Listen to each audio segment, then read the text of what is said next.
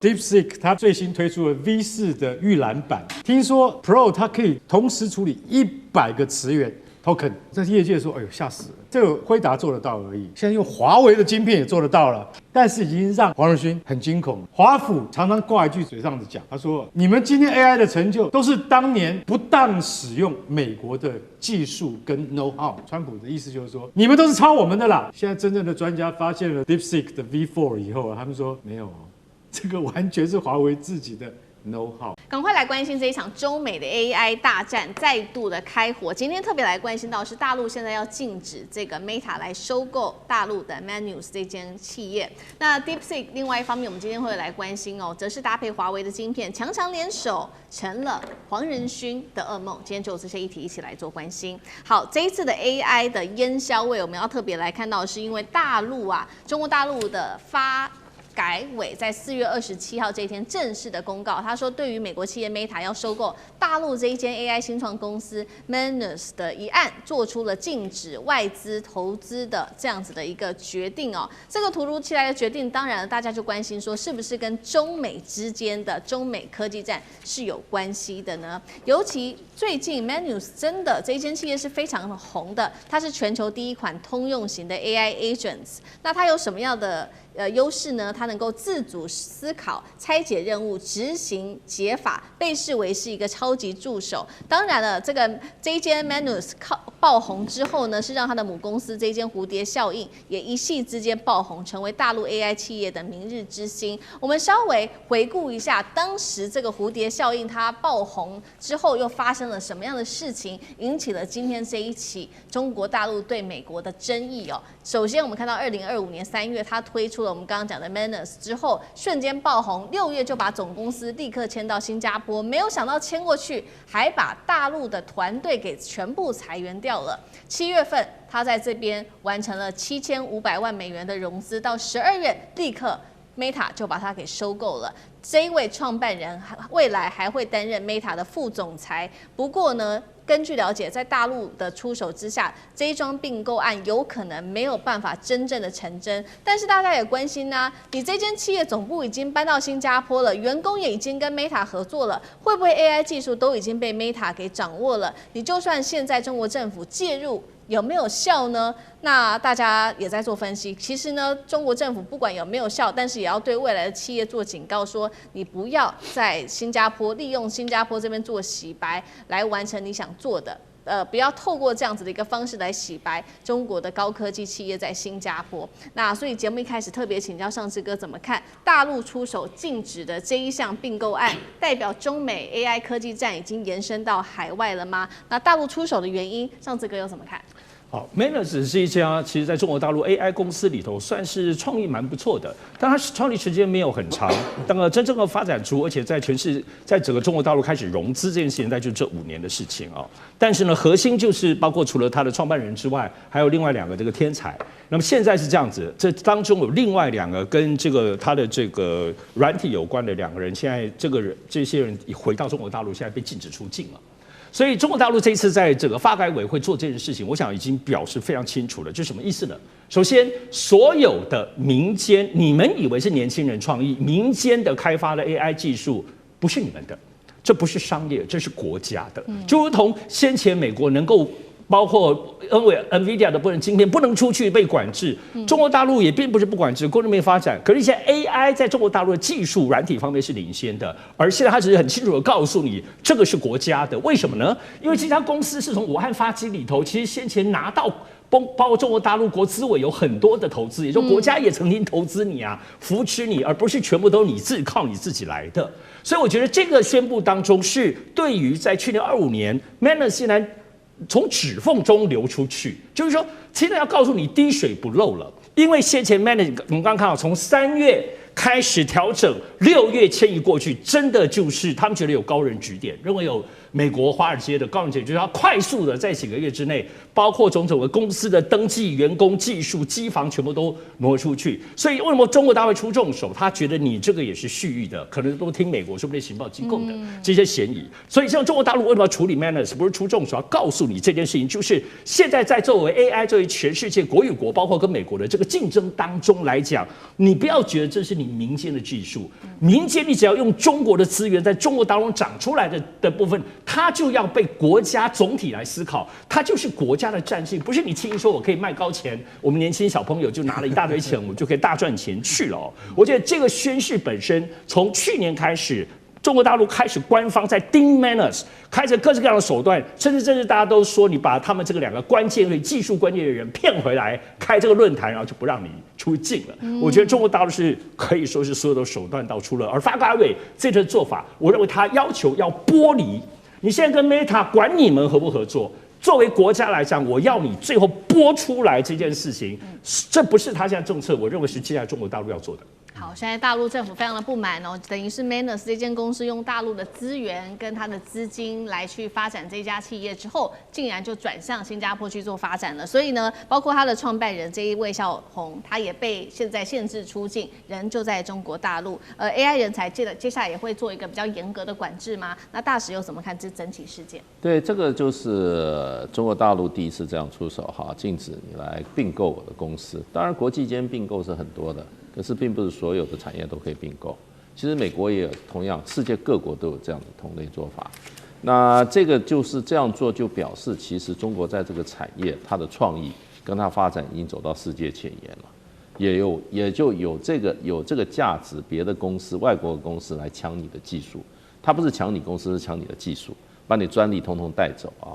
那所以这里面就变成就是说，中国大陆已经惊觉到中国有些公司已经发展到这个程度了，而且这个公司基本上是纯本土的。他的这个创办人叫萧红，他事实上是，他是90后93年，他是华中科技大学的。他的一个特色，他从来没出国留学，他是纯中国本土培养的人才，本土的资本培养出来的。那当然，他就是说他有工程师红利，他的公司在所有创业之下，开展阶段，中国大陆这种培养的人才的培育也好，然后你这个公司发展的环境也好啊，那不管是人力或者资金哈，都有过给他的贡献，所以呢，他不能说走就走。那所以这个东西现在已经到了。跟这个很好谈，因为 Meta 不敢得罪中国的不敢得罪中国政府的，所以这个案子中国一说禁止并购以后，Meta 现在已经在举行是吧？就要恢复原状。是。这个可是恢复原状，第一个，我如果付起诉的款的话，那你这个 Manners 你要把钱还给他，然后还要就是说这里面就变成就是说还有技术与数据的，就是说你已经在使用的，你必须要给他怎么样隔离，要删除。所以这个只要中国大陆公司这个国家出手的话，我想这个案子很快就可以解决。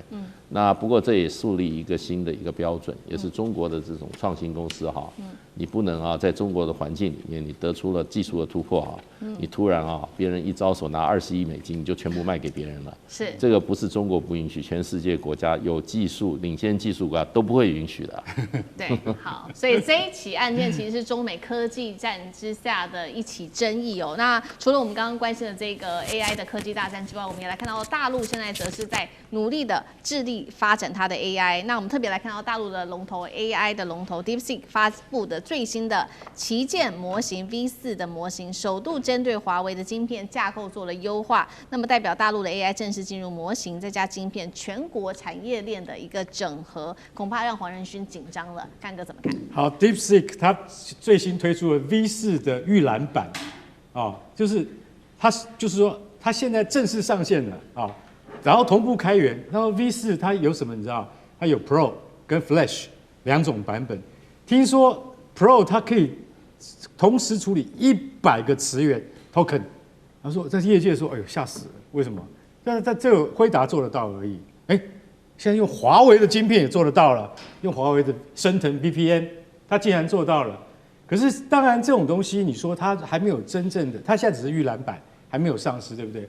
但是已经让黄仁勋很惊恐了。华府常常挂一句嘴上子讲，他说：“你们今天 AI 的成就都是当年不当使用美国的技术跟 know how。”其实他讲穿了，川普的意思就是说，你们都是抄我们的啦。他想讲的是这句话。不过对不起，现在真正的专家发现了这个 DeepSeek 的 V4 以后，他们说没有，这个完全是华为自己的 know how， 也就是说他自己形成了自己的概念去发展出这个东西。然后而且他说他表现的最强的地方是在数学跟什么跟竞赛这两个。好，在这两个方面，他说这个就完完全全是他们中国本土自己去研发出来的东西，因为他们的表现比聊天机器人要强过10倍以上。哇，那就是等于是说，当年黄仁勋他对于整件事情的看法，就是说，川普，你认为你要阻绝中国在 AI know-how 的领域之外，不让他就是说能够这个获取或截取美国最重要的核心概念跟技术，但你不要忘记，不管是在矽谷或者是在哈佛，所有 AI 领域都是有50%以上的华人，也就是说，全世界你把美国啊、南非啊、印度啊这些人统统加起来，还等于一个中国，所以不管走到哪里都是这样的情况。好，接下来我们持续关注的是中美科技战，大家还记得吗？先前美国总统川普他不是针对中国大陆还有针对辉达做了这个制裁吗？要求说辉达你的 H20不可以再卖给中国大陆。当时辉达执行长黄仁勋他非常的紧张，他也把他的皮衣换掉，赶快穿上他的西装，拜会了中国的副总理何立峰。那他在受访时，黄仁勋特别强调了说，这个晶片不一定要是台湾制，但是中国市场是不可以取代的，是不可以放弃的。重点来了，经得了一时，挡不了全局。因为我们看到，包括了这个中国大陆它的网络3巨头，字节跳动、阿里巴巴跟腾讯早就已经全面的先买好了来自于辉达的 H20晶片哦，当时他强买了大概有1万片的 H20晶片，价值是上100亿的人民币。但是 H20总会有用完的一天，接下来谁来补位呢？现在看起来是中国的本土晶片业者2家，第一家就是华为，第2家就是寒武纪。我们先来看华为，在这个美国禁令一出来之后，我们看到华为是立刻说它推出了升腾920，而且预计呢将会在2025年下半年就会来正式的进行量产。至于它的910C 是已经启动量产了，同样接下来可以注意的就是下个月就会来正式的出货，要准备来超车辉达了吗？今天专家会来做解读。另外一家受惠的，我们刚刚提到的是寒武纪，我们来看它去年的整体营收啊，这个年增长竟然是高达了65%，而是光是今年第一季这个增幅更是非常的夸张。4230%这样子的一个季增幅。好，节目一开始赶快请教杨老师怎么看？现在华为推出的升腾920，再加上寒武纪营收暴增，中国 AI 能够完全的取代或者说跟上辉达的晶片吗？杨老师怎么看？他们现在是希望华为的升腾920能够在2025年，就今年的下半年开始量产，来取代就是川普政府已经对辉达禁止出售给大陆的 H20的这个晶片啊，但是这个量产能不能够达到一定的产能，那以及它的量产的，就是说就是等于是在的良率上面啊，能不能达到这个就是成本的效益啊，以及产能的达成，所以这些都是问题。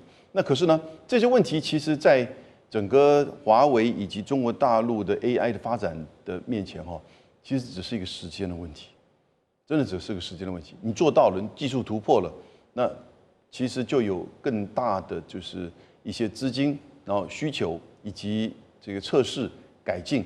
那我觉得，如果它今年下半年能够量产的话，那明年某种程度就大概可以取代一些部分的这个需求。那H20现在已经开始在做囤货。那我们知道 DeepSeek 其实主要就是用 H20 其实都已经是在特供晶片里面比较低阶的了。对。所谓的特供，也就是专门做出来避免美国对中国科技管制之下比较低阶，专门提供给中国的晶片。过去有 H100，最早的时候这个大家都在用 H800，那当然都是很贵的。那可是呢，H100出来说，现在是 H20，所以你看，每的往下降了之后呢，现在川普还是要把它给禁掉。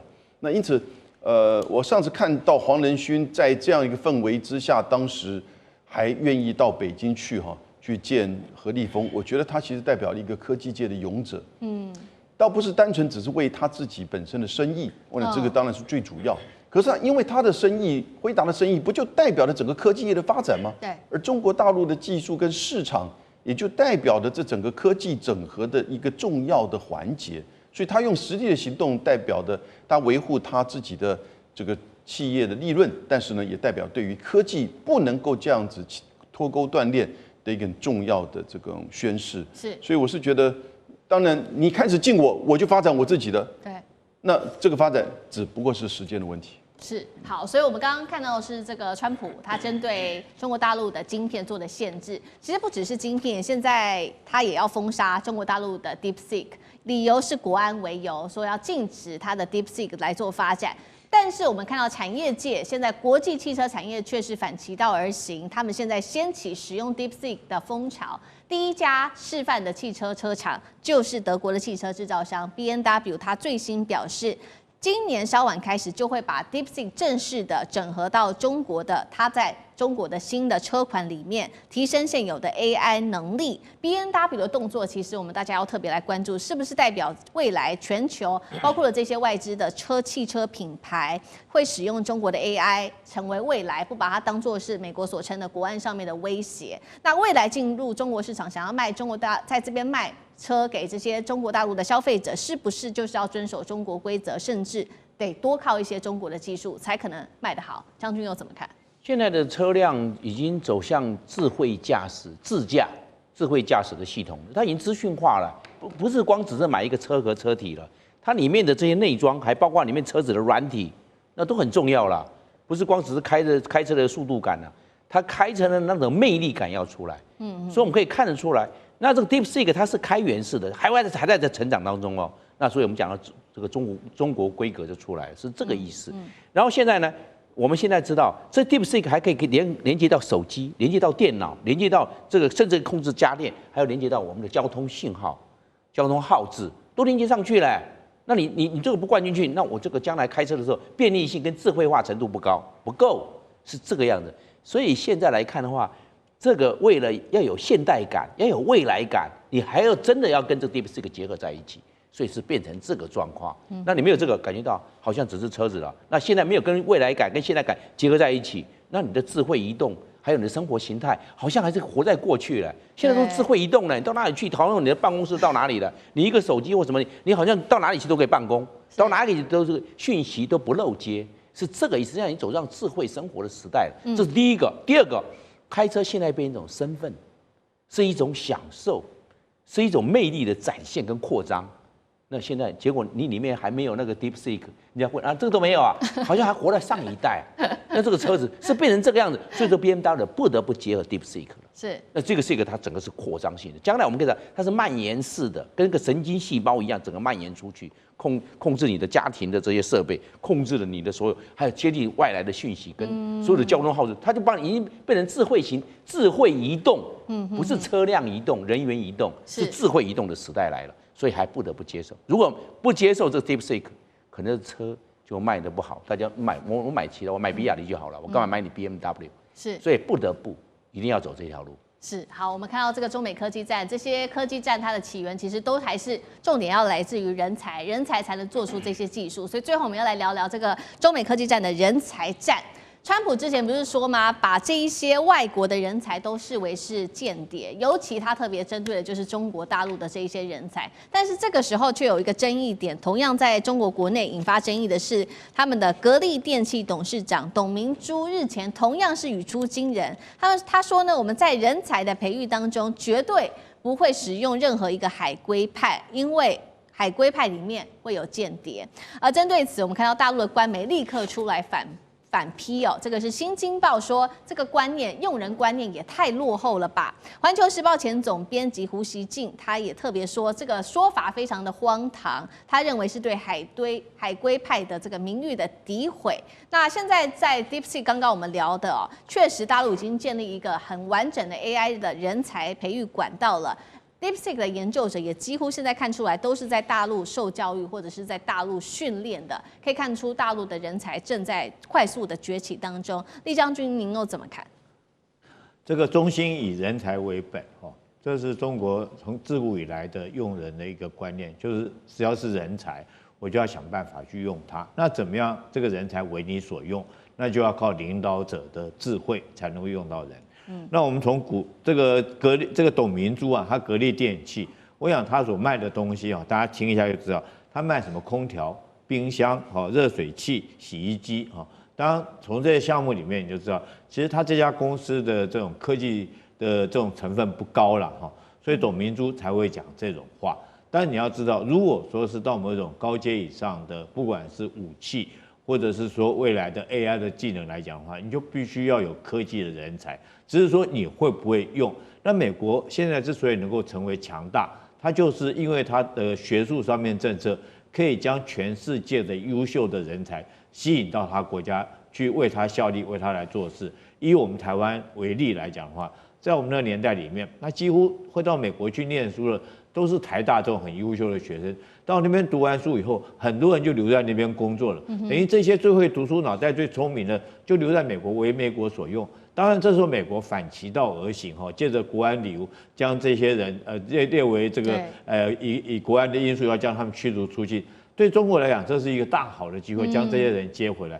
其实这里面从美国回来有很多的人才哈，比如说钱学森。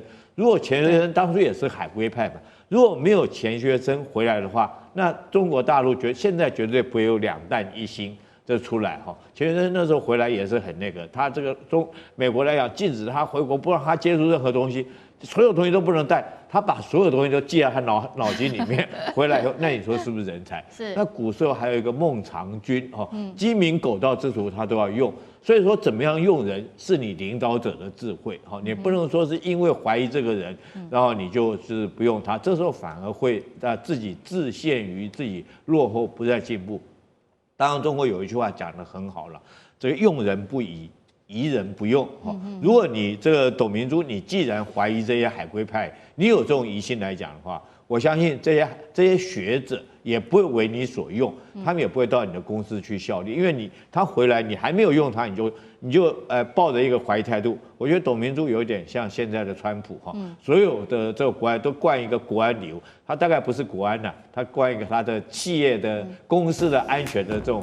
中美之间的科技战持续来关心，是川普突然间对中国大陆的 AI 开了绿灯 ，H200现在要放行了。那川普他的阴谋是什么呢？是想要唤起什么样子的东西呢？那另外一方面，北京则是反手封杀 H200哦。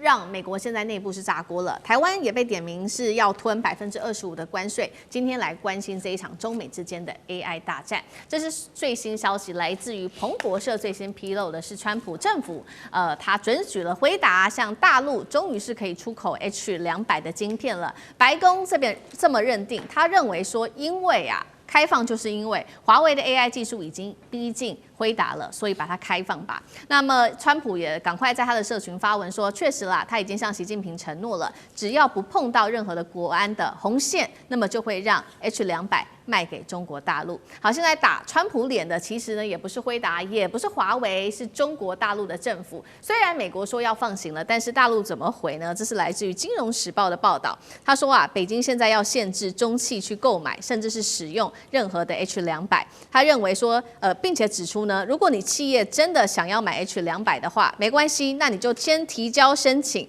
然后呢，你要说明说为什么你一定要买 H200呢？是国产的 AI 晶片真的不够用吗？好，针对于川普放行 H200的这一番言论出来之后，我们来看到现在不管是企业或者是这个学者，有两派不同的声音。首先认为 H200不应该卖的是美国强硬派的学者，这位是麦盖尔，他说大量的 H200出口到中国是把美国的 AI 领先优势亲手送出去啊。那支持卖 H200的除了黄仁勋之外，还有 AI 沙皇。黄仁勋说，你封锁的越狠，只会逼中国涨得越快。AI 沙皇也说了，不要低估啊，全球现在其实有低估的倾向。中国大陆的技术正在快速的崛起当中。辉达，如果你退出了大陆市场，等于是把最大的战场全部都给华为了。H200现在性能到哪里呢？目前是被视为是 OpenAI 跟 Meta 训练 AI 的一个主力的重要晶片，比降规版本的 H20更强，但是它的性能又没有 Blackwell 这么的强。好，川普为什么突然间要战略退让吗？他的算盘是什么？还是他想跟大陆换取什么？还是这当中有政治的考量？聂老师怎么看？这个要讲得非常清楚，才有办法很清楚，因为这个东西比军事还精彩。先讲一下，光看中间那个你就很清楚，什么叫做强硬派学者。所以我是一个学者，我觉得学者很 low 啊，就理论派的更搞不懂，后面叫实务家。你要知道科技是什么。我在美国还好，我不完全学者，我在美国开过2家公司，我是先开了电脑公司，就开货运公司，服务电脑厂商。我养了25个黑人在美国。你要知道一个重要的事情，科技东西一日三变。这些人搞不清状况，它变得多快。我讲一个最简单的故事 ：H20什么时候讨论？什么时候出来？去年底。中国为了求 H100到处求。我2月去美国之前，美国人都说你有办法拿到。当国安法我也拿不到，也不敢。但重点 H100当时中国透过多少地方要拿？去年，今年终于年中进了 H20，而且去年连20都不给，为什么会给？黄仁勋跟川普讲，算力只有28%，不用担心。中国拿到也没有用，他们自己都可以生产超过他。我们100克死他了，结果现在是200，算力6倍，太厉害。可是短8月哦 ，H20进来了，不要200，现在人家主动上来，以前求都求不到20，对，不要了，200自己送上门，你不觉得很怪吗？因为它有 Blackwell 还有 Ruby， 美国要拿到最好的下一代下一代是 Ruby， 后面还有，你现在只讲到 Blackwell 一个数学家的名字。它是现在号称地表最强的 AI， 我跟你讲，现在能用到 Blackwell 更强，所以 H200又会被淘汰。我以前做电脑很清楚啊 ，CD-ROM 一出来一下就淘汰，4个月而已。我必须讲一下，因为他知道200，中国也很快会起来。华为里面20多万人，11万个科学家，我讲硕博士研发人员呐，哈，不要讲科学家。你要这些人，黄仁勋开在眼里啊，怎么做不出来？我们不要去讲什么升腾9107，都不要讲这些，不要讲新凯莱，也不要讲这个一堆啦，或什么这个寒武纪都不用。中国是全部，我刚讲全部知道，科技全部在提升。我现在重点就是中国会追上，但中国还是需要，因为这个 H200对他很重要，他们的很多 AI 实验室需要这 H200去研发设计，他们现在很多的超强 AI 电脑还是需要它。现在不是光这2家了 ，OpenAI 现在6大的这个算力最强的，说生成式 AI 都需要了。坦白说，现在 H200是最强，只是 Blackwell 出来打倒了嘛。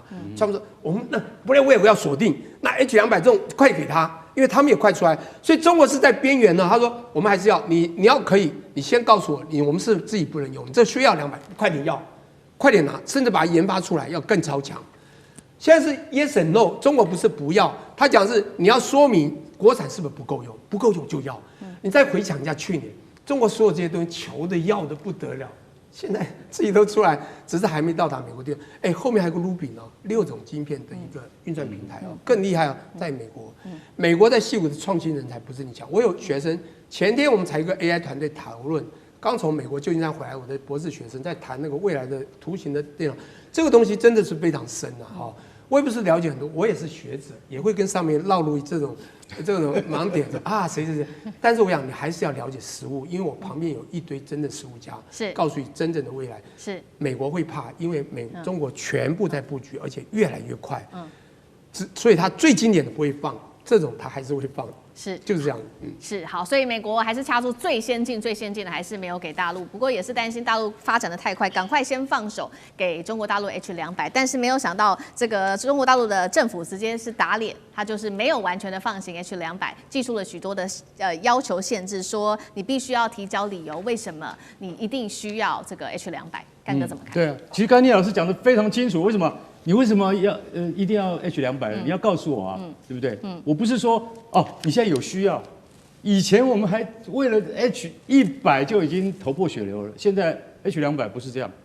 照理讲，政府的立场应该是企业有需要，好，那我们就允许你购买。因为现在川普跟黄仁勋谈了一遍之后，奇怪，这个大势整个翻转过来了。本来 H20都已经很勉强，现在是 H200，为什么？因为美国国内他们自己已经有研究说，华为新一代的 AI 平台叫做 Cloud Matrix 384，这个东西已经快要跟那个辉达的 Blackwell 近似了。刚刚教授提到了 Blackwell 已经近似了，叫做 VN72。他说这已经快要近似了，所以我们现在 H200给他们没有关系，现在已经没有国安的危险了。我可以告诉各位，这个一定经过美国商务部的认证，知道 H200今天要卖给中国，他们要冒多大的风险，尤其是在军事上 ，H200会不会成为军事上的一种应用，这是他们害怕的。结果现在大陆竟然说，各大企业华为以下的也好，就是说你们为什么不能用国产晶片啊？华为的升腾910C， 它明年就要生产。大家知道生产多少颗吗？听说200万颗。在这个月之前，美国的专家认为说，华为升腾910C 是不是明年大概只能够生产20万颗？对不起，最新的消息是200万颗。它的操作界面已经可以跟那个 Cloud Match 那个 Blackwell 去相抗衡了。所以你就会想到说，你可能以前认为说这是非常需要很高阶的晶片。结果过了几个月之后，你的想法完全变了。对，所以为什么川普的想法也会变？我相信黄仁勋对他是有很大的，当然他们之间谈的内容很多机密不是我们知道的，可是他一定有把业界现在面对的问题，他们说在表面上来看，中国只有20%的自给能力，80%还是要靠我们这个辉达AMD 去进口的，可是。将来会不会变？总统先生，你要好好想一下。我觉得那个技术差距一直在拉近，难怪 H200不再是美国害怕的东西，可以出口给中国。现在反倒过来是中国不见得一定需要你的 H200了。好，这个是中美之间的这一场针对 H200的科技战，但是这当中是不是也有一个受害者，就是我们台湾呢？因为我们帮忙生产的 H200，现在是说呢，白宫说可能就是得向台湾来课征25%的关税，因为制造是在台湾这个地方制造的。那当然，台湾的网友就表达了非常多的不满，他们说台积电怎么能吞呢？我们产能自己这么的好到爆，那台积电也不是出口商，为什么关税是我们付呢？美国你是把成本甩锅到台湾身上吗？这一场在地缘政治上下面的风险，看起来有关于半导体是不是转嫁给了制造端台湾，成为中美科技战提款机吗？舰长怎么看？首先，我要特别讲一下他们刚刚说的这个东西，就是说这个好比说，美国几乎都是这样，我最好的我不会卖的，我次好的才会给你。就是 Harper 其实就是 H 多少，就是 Harper 的那一级的2020年之前是 Harper，2024年之后是 Blackwell， 所以现在它有 Blackwell， 它才给你 Harper 而已。即使 Harper 它给你又减了这些功能，这还算好的。我告诉你，军火界啊更不公平。好比说，我现在有一个最好的飞弹是哈碰鱼叉飞弹1型，这是美军现在在用的，全世界跟他买他都不卖。然后结果他有更研发进了鱼叉飞弹2型，鱼叉飞弹1型他开始卖了。你知道当你去买鱼叉飞弹1型那个钱是多少钱？你知道吗？就是美军生产那1枚鱼叉飞弹2型的钱，你就知道那何等的不公平。但是科技界就是这样。那接着你再说这个台积电抽25%，我觉得我听到我不晓得我们政府怎么这样想。当初说一直要到美国去投资，有没有？你记不记得？所有人都记得，只要来我美国投资，甚至你动手投资，你这家公司就免税，记不记得？有吧？那台积电投资了，台积电投资很多，1650亿美金，6个晶圆厂，2个封装厂，1个研发中心，已经在那里生产了。这是台积电的产品啊，你为什么要对台积电抽税？大家都没想到吗？你为什么对他抽税？你当初承诺的是什么？那台积电为什么要去你那里投资？台积电把它通通抽回来好不好？你保证了不抽他税，我不管你抽谁的税，但是你最不能抽台积电的税，因为台积电是全世界最支持你们美国的，对不对？它就变成美积电了，你还抽他25%，这个是很令人生气。还有一个让人家觉得说真是莫名其妙的。你有没有你们知不知道？我们这次听说我们要投资美国3000亿，希望能够减所有的货品的关税嘛？你们知道这个3000亿是怎么出来的？如果我举个例子啊，我们今天台湾跟美国的贸易今年出超这么多，明年出超那么，所以美国才觉得不公平，你赚我的钱，所以我要抽你的税，对不对？你知道过去10年，台湾跟美国的双边的贸易出超哦，大概是3000亿。也就是说，我们台湾辛苦工作了10年，对美国人赚的钱，现在一把要全部给他，你觉得公平吗？所以拜托我们的政府真的要挺起来。25不该付的不该付，3000亿不该给的不该给。那你有什么牌？我告诉你，你有一个牌，和中跟马英九一样，你试试看美国敢不敢这样欺负你？好，中美科技战今天来关心的是华为的2奈米专利绕过 EUV 震撼全球。另外，我们今天也会来关心到是中美之间的这一场这个贸易战，包括川普寄出的关税战，本来是要整中国大陆的，结果没有想到大陆啊，它的贸易竟然是突破了1兆美元，创下了历史新高哦。那么我们今天也会就这些议题来一起做关心。这个是科技圈的大消息，就是在这个时候呢，川普突然间宣布了 H200可以卖给中国大陆，但是要有前提的，如果说卖出去的话，还是要被课关税，抽成是针对每汽抽25%的这个税，理由冠冕堂皇，就是说它要兼顾美国的安全，维持 AI 的领先。但是现在科技圈也在解读，是川普真的觉得怕了，针对这一场科技战。因为呢，其实黄仁勋早就已经多次警告川普了，他说呢，我们不能降低卖给中国的晶片品质，不然呢，中国大陆根本就是不会接受的。尤其我们看到大陆一直在做它的自产晶片，华为的实力不断的爆发性的成长，不管是它的这个实力爆发性的成长，或者是它的专利，我们都会一起的来特别做看到。大陆的半导体产业每年翻倍成长，远超过这个西方。只有年增幅大约20%，而且确实哦，大部分的人才都是华人，专利在中国现在已经在全球高达了70%了。另外一方面，大陆在这个华为的 GPU 的专利5年更是暴增了10倍，那现在专利数量更是创下了新高，包括它的算力也推上了近70%左右。现在看到是大陆的杀手锏，被视为是要特别美国关注的，就是他们3年前推出的这项专利，有20项的这个环绕闸极的一个技术专利，号称能够让 DUV 绕过 EUV 直攻哦，达到2奈米等级的一个制程。节目一开始要来特别请教干哥怎么看了？为什么川普在这个时候突然间要放行 H200？怎么看？他说我们不能降低卖给中国的晶片品质。大家还记得这1-2年来说要卖那个 H20嘛，对不对？可是到最后。他们说不要用 H20了，我们华为自己能够做。那现在川普突然说好，那我卖 H200给你啊，这个水准就品质就比较好了嘛，对不对？不过我们还是一样啦，我们关税的这个还是要抽25%啦哈，这关税就先摆在一边。然后业界就问黄仁勋说，你觉得中国会接受吗？黄仁勋说，我不能断定中国接不接受 H200。然后为什么？因为华为一直在突破技术瓶颈。他既然说，就算是2奈米的专利，他也可以绕过去。为什么？反正我艾斯摩尔的东西我买不到嘛。那我们就怎么样？我们会在什么？他说他要在一个，就是说你可能想象不到的一个领域里面，他竟然可以说，我跟你讲，我们现在用深紫外光，听清楚 ，DUV， 用 DUV 去支援那个金属间距小于21奈米的金属整合技术这样子我们就可以做出2奈米的东西。我操，这个你会不会听起来觉得说这个技术瓶颈应该很大吧？对不对？因为你不是直接得到了 EUV 极紫外光，那这样子做出来的晶片，它的良率可以吗？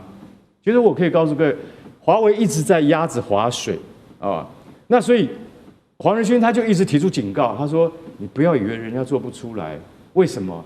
因为一半的人才在那里，不是在我们美国，50%以上的 AI 人才都在中国，然后中国的专利是70%。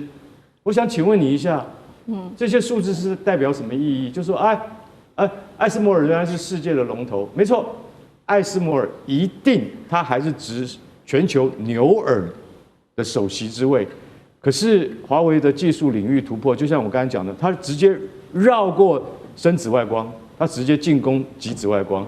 而且它用这样的技术方式，虽然可能在现阶段还有良率跟量产的问题，但后面它会不会达成呢？很难说哦。我是觉得说黄仁勋的警告是对的，他最后还讲，他说，当年辉达95%的产品卖给大陆，现在他还要我们的东西吗？辉达仍然是世界第一，但是我们已经失去了绝大的大陆市场。我要失去更多吗？这个才是现在就是说川普他应该好好思考的问题才对。好，同样一个问题也请教上次哥怎么看，就是绕过 EUV 那就可以挑战2奈米。首先我还是先讲一下，川普这次突然愿意在全美国上上下下，众议院、参议院，包括那么多的这个军事赛的专家都反对卖好的晶片给大陆，但川普突然宣布这一点，对，我认为这还是很微妙的。后续的影响我们还是要看哦。而且他要记得，他不是宣布，他还强调他跟习近平通了电话，然后他还讲说习近平的部分是好像正面的回应，是这样吗？所以这里头现在还有很多的悬念在此，而且现在到底当然这意味着黄仁勋说服了啦。我觉得包括整个至少他核心的幕僚是支持的，那这个还是很了不起哦。我觉得黄仁勋真的是拼了命的，都快活不下去。当然必须得说，黄仁勋现在的这个担忧点就在于，我们要知道，其实不只是一个一个晶片2奈米啊这些技术，主要黄仁勋这边以 AI 晶片来说，因为他自己有他的这个 Blackwell 的框架，川普这次也说 Blackwell 还没有给你，而且下一代的这个 Rubin 的这个，我说都是辉达很厉害的这个框架在运用的这个晶片，也不会给你啦，就给你这个 H200，但 H200 比起 H20已经厉害6倍了，算是可以的了。而且很多我知道中国大陆啊，什么阿里巴巴，他们还是很想买因为这晶片还是蛮厉害的，所以现在这里头我有个神奇的拉扯，值得大家关注。不过刚刚提到的部分，现在到底中国大陆买单吗？会不会影响现在华为的权力的这个拓展？我认为不会。我认为中国大陆作为一个国家战略，要发展出自己的晶片，即使买你一点点，看到川普的面子或黄仁勋的努力份上，但也不可能全面结构性的开展，因为中国大陆一定不能够调到辉达的这个 Blackwell 跟未来 Rubin， 甚至包括现在我们都知道 Google 自己在做晶片，未来可能会直接跟黄仁勋一起来对抗，还有 AMD 的这些晶片，所以我觉得现在大家特别注意所谓的这些重点已经不再是2奈米。首先，半导体晶片跟 AI 晶片这是2个完全不同的方向。以华为来说，主要是放在特别是新海来的投资。华为现在那么多的专利，主要就是这一代的半导体，我们不要讲下一代的这个新材料，它要全部绕过，包括艾斯摩尔绕过美国这个几百几千样的部分的专利，很不容易。但是你说不可能吗？可能哦，因为现在我们都知道，华为自己本身的专利的技术很强，不只是它现在这个晶片，你要知道它最厉害的专利是6G 通讯，而且它包括做智能车，包括它的鸿蒙系统，乃至于它在采矿养猪，你可以想到全中国现在在应用的东西，包括无人机的很多系统，华为都在里面而且现在国家要用华为的这个底层的系统，所以呢，这些华为的全面的专利所构筑的是跟中国这个国家量身定制在一起，而且我们必须得知道说，最近其实所有的这种晶片也大家越来越有类似像中国大陆现在用 DUV， 它就用重复曝光技术，那连台积电自己现在也都用这种小晶片的堆叠技术包括 CoWoS 这些堆叠技术，也就是说，这里头不再是在竞争这种2奈米、3奈米，最近大家不再多谈，因为有新的技术，而且这是半导体晶片如果我们就 AI 晶片来说，现在更重要，中国在发展一个晶片烂一点没关系，可是它在整个所谓的AI 云或云算力这个架构里头，会有新的软体的写作方式。我可以把你晶片，如果现在我用烂晶片，但我的烂晶片可以体现出全部的功能，包括现在如果你 H200可以买到，它现在新的这个框架就不是用辉达的框架，是自己开发的框架。所以过去辉达晶片大家都知道，我们在台湾用可能只能用它40%的功能，而中国大陆就要把它逼到80%、90%，我们就讲超频，或者等于是把它就 optimize 到现在功能。所以中国大陆透过它发展其他配套的软体，即使晶片是比较弱，所以今天全面的攻伐来讲，基本上还是以华为为它的整体的发展，无论软体、硬体的部分的总核心。因此，我相信 H200虽然应该有可能看你妹子买一点点，但它不可能从此放弃中国自己搭建全方位半导体跟 AI 晶片的国家战略。好，中国大陆在科技战上面全方位的发展包括发展也非常的快速，所以这一回呢，川普在科技战上面看起来起来是让步有所解禁 H200，但是在这个贸易战上，川普恐怕是没有料到，因为呢本来是希望用关税来锁死中国大陆的，结果没有想到现在出现了一个最新的数据，反而是有利中国大陆的，也就是中国大陆最新贸易逆差首次创下新高，突破了1兆美元，让美国被害惨了。因为关税的关系，美国的物价暴涨了，然后通膨失控。我们来看到几项最新的数据，第一个。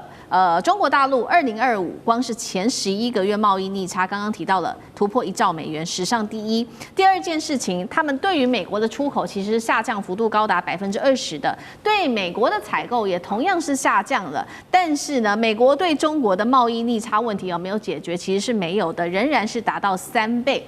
刚刚讲了，还有造成的是美国的物价上涨，包括了现在涨最多的就是他们的天然气涨幅70%，牛肉上涨16.6%，那么牛绞肉也有12.9%的一个幅度，45%的美国人已经痛批说，生鲜食物实在是贵到他们已经难以负荷了，怎么回事？本来要打中国大陆的这个关税战，怎么越打越强？大使怎么看？